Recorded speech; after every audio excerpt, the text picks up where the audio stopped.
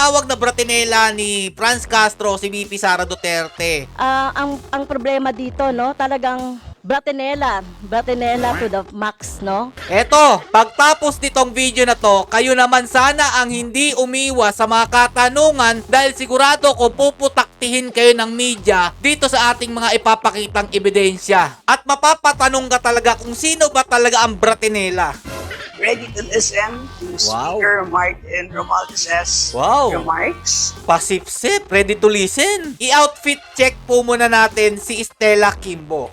1.91 million pesos na bag, etong pinakamahal. Kung si VP Sara Duterte ay may 13,183 na relo, eto po si Madam Kimbo, napatanong po tuloy yung nag-post, Madam Chair, ano po ba negosyo ng pamilya nyo? At bakit meron kayong Patek na relo na nakakahalaga ng 4.5 million pesos? Anak na tinapay, ang mahal niyan mga idol, kahit celebrity, hirap na hirap bilhin yan. Tanong lang, sino ba talaga ang dapat paimbestigahan? Si VP Sara Duterte ba o yung mga tao dyan sa Congress?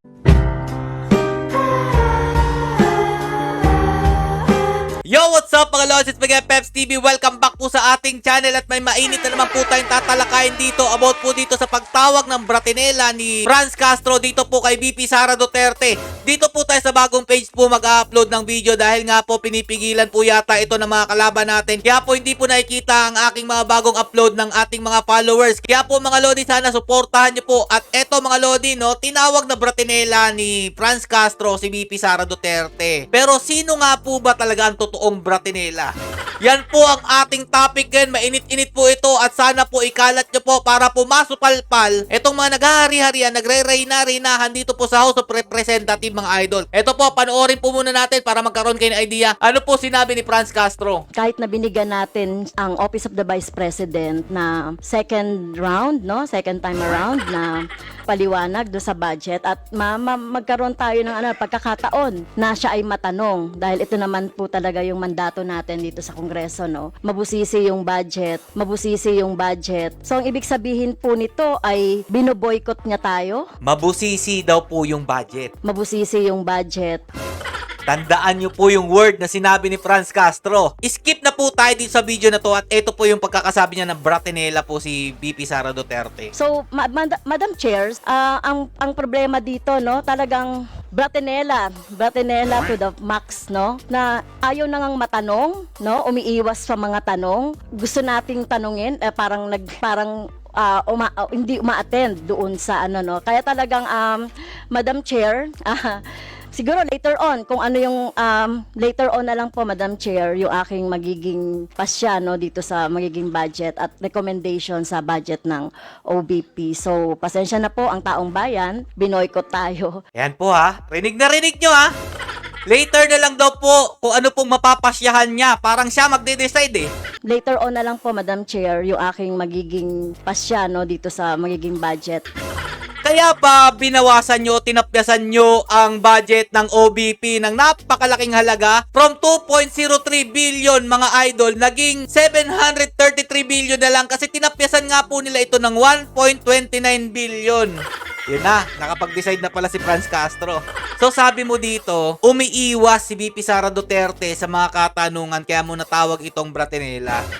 Eto, pagtapos nitong video na to, kayo naman sana ang hindi umiwas sa mga katanungan dahil sigurado ko puputaktihin kayo ng media dito sa ating mga ipapakitang ebidensya. At mapapatanong ka talaga kung sino ba talaga ang bratinela. Si VP Sara Duterte ba o eto po si Congresswoman Stella Kimbo? Bakit mga idol? Nag-post po kasi ang unofficial Ronald Bato de la Rosa solid supporters. Pero no caption needed po yung nilagay niya dyan. Pero etong imahe na to ang magpapatunay na kung sino ba talaga ang tunay na bratinela. Eto, panoorin nyo muna ang kanyang video mga lodi ha. Lalo ka na Franz Castro. O eto. Ready na ako, papunta na sa Congress for the morning session. Ready to listen to Speaker Martin Romualdez's remarks. Pasipsip, ready to listen. Kay Speaker Romualdez daw. Kaya ba meron kang mga ganyang outfit, Stella Kimbo?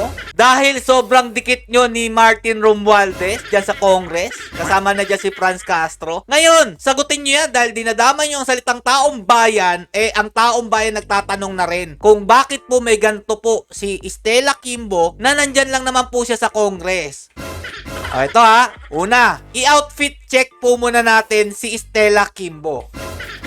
Dahil nga po dito sa nakita nating imahe. O, unahin natin to. 1.91 million pesos na bag o 34,194 US dollars ang price po ng bag na ito na Hermes. Ito pa, pangalawa. Hermes pa rin po mga idol na merong 1.23 million pesos o 22,000 USD ang price. Ayan mga Lodi ha, kayo na bahala umusga nito. Sunod, ito pong Hermes pa rin mga idol na nagkakahalaga po ng 36,815 USD mga Lodi o 2.06 million pesos na bag. Kayo na bahala umusga dyan. At ito po, pang-apat, 19,995 USD o 1.5 million pesos na halaga ng bag po. Hermes pa rin mga idol. Mahilig pala sa Hermes to. At eto pa mga Lodi, may pitaka pa po dyan. 300,000 po mga Lodi o 5,500 USD ang katumbas po niyan. Dito naman tayo. May Chanel din po.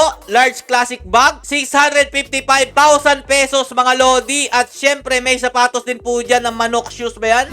Pero hindi pinakita yung presyo. Pero eto mga Lodi ha. Yung sinasabi po lang Bratinela. Yung halaga lang po ng sapatos ni BP Sara Duterte $131 o nagkakahalaga po ng 7,339 pesos at kayang-kaya po ng kahit ordinaryong tao yan kung gugustuhin pong bilhin. Pero ako mga Lodi, sa aking palagay, kahit na ordinaryo o gugustuhin mo man bilhin, yung mga bag na pinakita natin na napagkamahal-mahal, imposible po nating mabili yan kahit na paghirapan nyo pa pong bilhin yan. Diba? Tama ako, mali. O ngayon, dito naman po tayo sa presyo po ng relo na ginagamit po ng isang Bratinela. O, makinig ka dito, Franz Castro ha. Dahil si BP Sara Duterte, ang sinuot niya po sa tingin ko na pinakamahal na nakita po natin, nagkakahalaga lang po ng 13,183 pesos. Yan ha.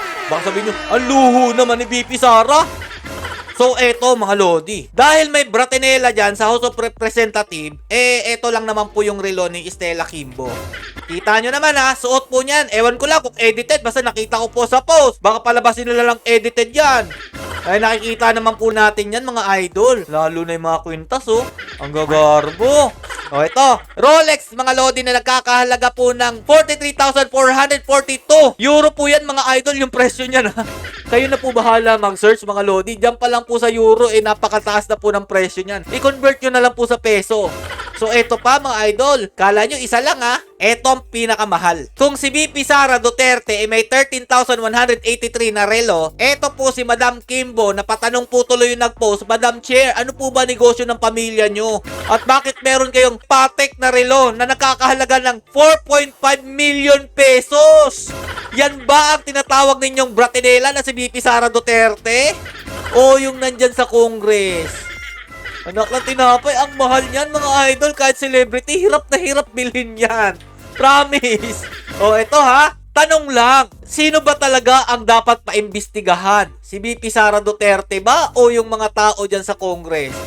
Para sa akin mga Lodi mas dapat paimbestigahan yung nandyan sa loob dahil sila po ang nagmamanipula, sabi po ni BP Sara Duterte, ng budget ng ating bansa. Kaya ba tinapyasan ninyo ng 1 billion something ang budget ng OBP para, alam nyo na mga Lodi, mekos-mekos na naman. Meron na naman tayo pang outfit check. O eto may post ha, EB Hugalbot. Teacher Stella Kimbo, tinag po siya dyan mga idol, minention siya. As inspirational to all public school teachers, you too can live a life. Paano ba naman mga idol? Nung teacher pa si Stella Kimbo, tingnan nyo naman po yung outfit niya na naka-ano pa po naka-tricycle ba yan? Kalesa ba yan? Ayan mumurahin po yung outfit niya dyan. Pero nung naging congresswoman mga idol, anak ng tinapay. Yung bag, minilyon. Huwag yung sabihin hiniram niya yan mga Lodi. Walang magpapahiram ng ganyang kamahal na bag. Kaya mga Lodi, dapat ito po talagang paimbestigahan dyan sa Congress. Kasi katanong-tanong naman talaga sa taong bayan kung bakit meron siyang ganyan kamamahal na mga gamit. Nandyan lang naman po siya sa Congress. Magkano po ba ang sweldo ng isang congresswoman, mga Lodi? At ano po ba talaga ang pinagkakakitaan ng pamilya ninyo? Bakit nyo na-afford yung ganito kamamahal na mga bags? Stella Kimbo, sino ba talaga ang totoong Bratinela? I-share nyo po itong video na to. Malay nyo po, malaman natin ang sagot sa mga supporters po nila. Hanggang dito lang po muna mga idol. Supportahan nyo po itong bagong page natin. Stay safe and God bless you all. Peace bomb.